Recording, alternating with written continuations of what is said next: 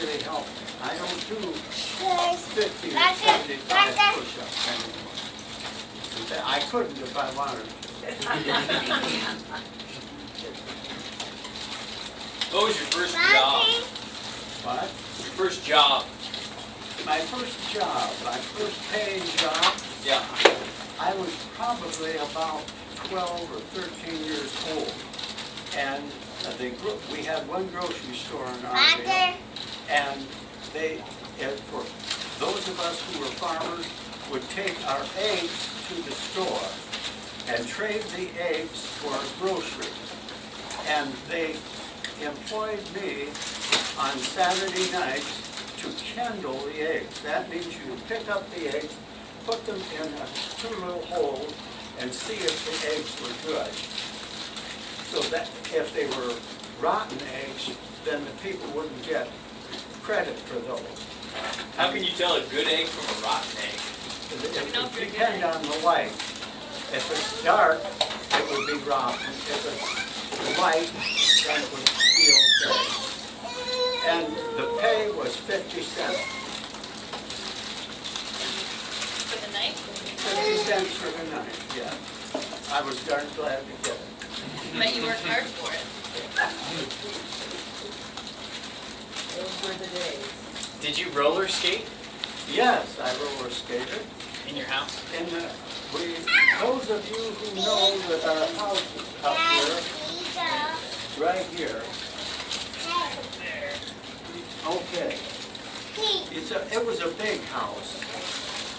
Grandpa Zimmerman was a carpenter, and those of you who still do carpenter work may have inherited some of his techniques and genes or something, because lots of them do woodwork, but I'm not one of them.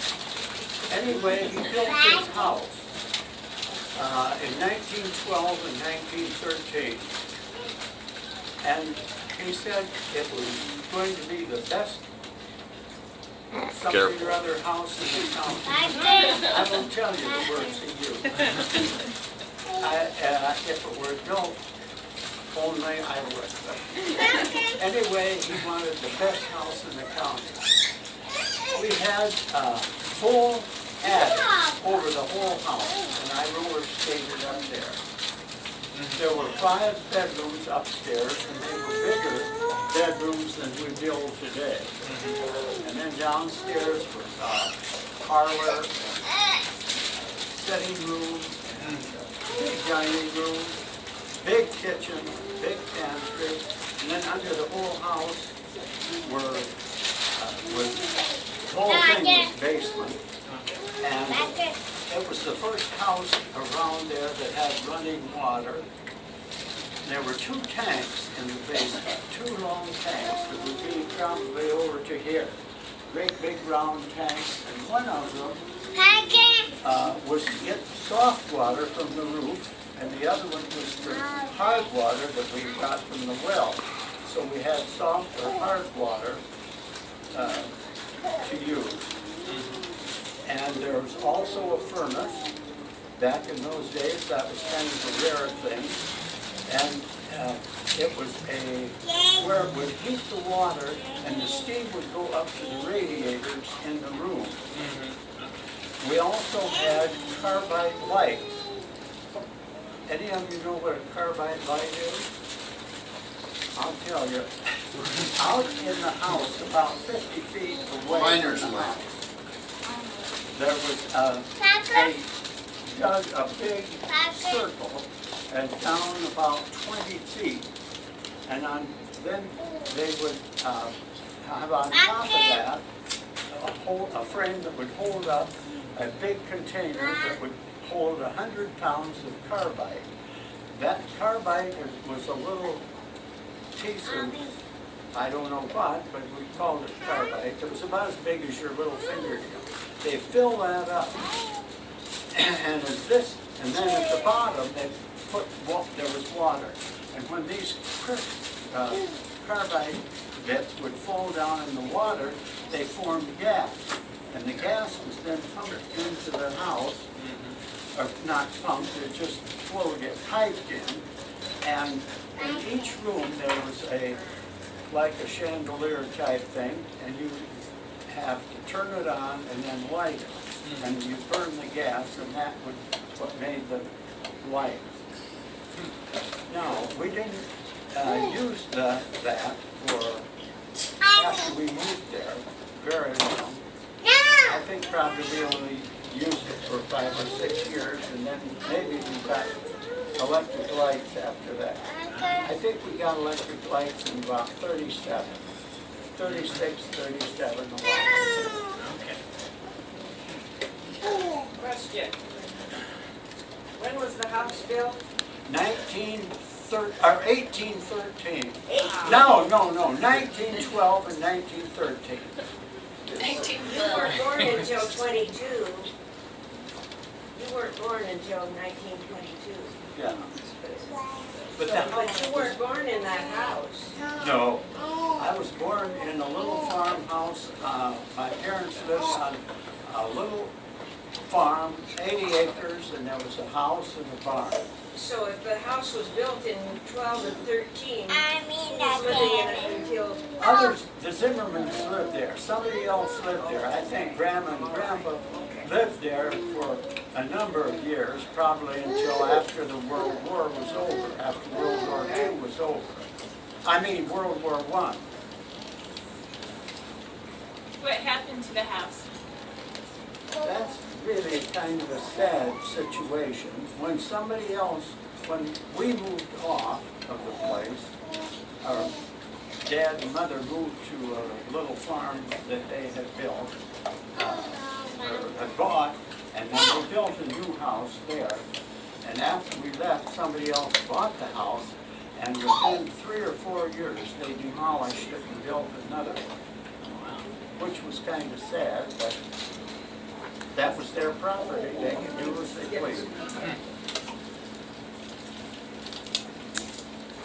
But that house was really an interesting house. It was a fun place. I'll tell you one thing though that wasn't so much fun. When I would come home from school and nobody was home, my mother would be at Ladies' Aid or funeral or something.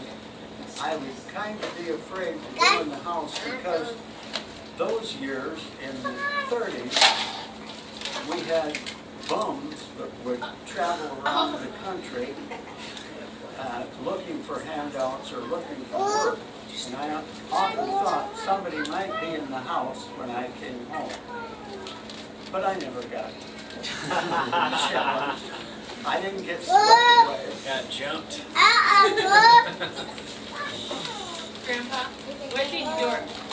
what kind of farming did your dad do? My dad did, we had corn. Our main crop was corn and soybeans.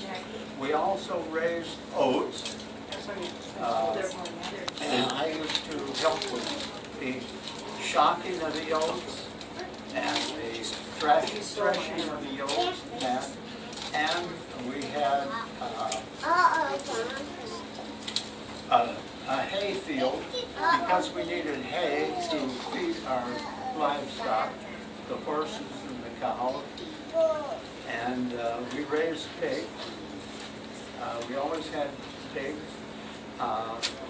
Dad usually bought about 70 to 80 white-faced Hereford cattle, calves in the fall from Nebraska, and then we would feed them during the winter and fatten them up, and then we'd sell them sometime during the summer. And we raised pigs, raised hogs, I should say, and we always had butchered a pig and also butchered a cow for food, or not a cow, it would be a steer or a heifer, a young.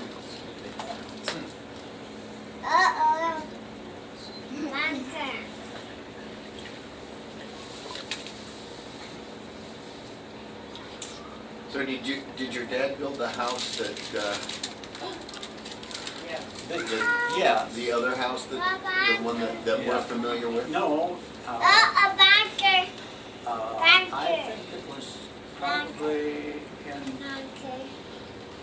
38 or 39, I'm not sure. I think that's about when, because it was after 1940, because I graduated from high school in 1940. So it was after that. They probably moved in 45 or 46 to the little farm. Uh-huh. But that farmhouse was already there? No, built it, didn't No, That was my question. he? Yeah. Did he build it? Did your father build that house? not this one, but the one where that you used to go to, Okay. the little place west of Ardale. Right, I thought. Yeah. Is that house still in the family? Yeah. Yes. Your, And who lives there? Cousin Ron lives there. He bought it from Wayne and I. That we inherited that little farm, and then he wanted to buy it, and we sold it. The whole farm? That was about 87 acres that that's a little farm that they lived on west of Ardale. And Ron is a carpenter, a full-fledged carpenter, but he lives on this little farm. And I don't know how much he farms himself. Maybe he rents some out. But he's busy all the time building. So there's another carpenter. It's in my mind. Yeah. That's right. Up and It may be hard to peg down, but if you could pick one, the most joyous memory you have, what would that be? Oh gosh, I've got some. Probably when I was born. Probably when he found me. This is why I asked. He was going to take credit.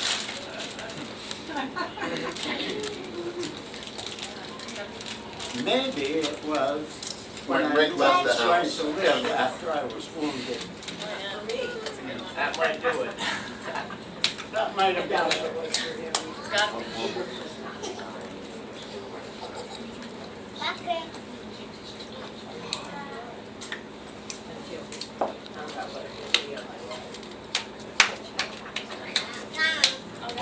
Any other questions? Sure.